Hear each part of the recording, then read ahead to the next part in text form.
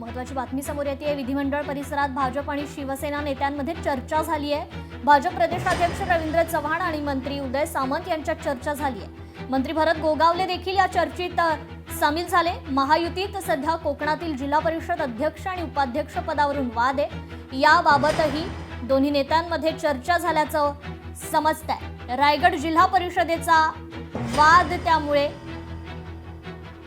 चिघळण्याची शक्यता आहे।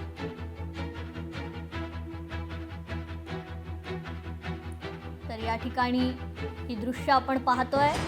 रवींद्र चव्हाण उदय सामंत यांच्यात चर्चा झालेली आहे। महायुतीत सध्या कोकणातील जिल्हा परिषद अध्यक्ष आणि उपाध्यक्ष पदावरून वाद आहे।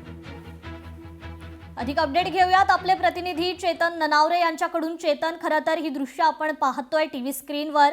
रवींद्र चव्हाण, मंत्री उदय सामंत आणि त्यांच्यासोबत मंत्री भरत गोगावले देखील आहेत। चर्चा होतीये त्यांच्यात, काय अधिकची अपडेट? निश्चितच कृपा, विधिमंडळाचं अर्थसंकल्पीय अधिवेशन सुरू आहे आणि या अधिवेशनामध्येच सर्व नेते आपल्याला या परिसरात पाहायला मिळत असतात। मात्र सध्या महायुतीमध्ये रायगड जिल्हा परिषदेचा अध्यक्ष आणि उपाध्यक्ष पदावरून वाद सुरू आहे।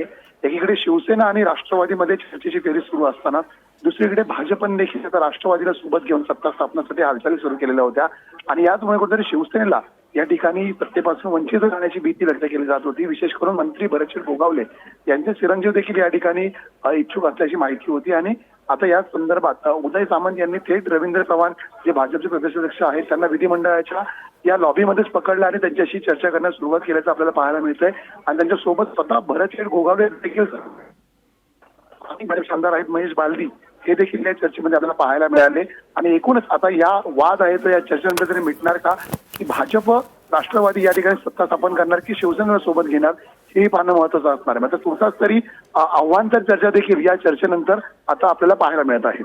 निश्चितच चेतन, धन्यवाद आपण दिलेल्या या अपडेट संदर्भात।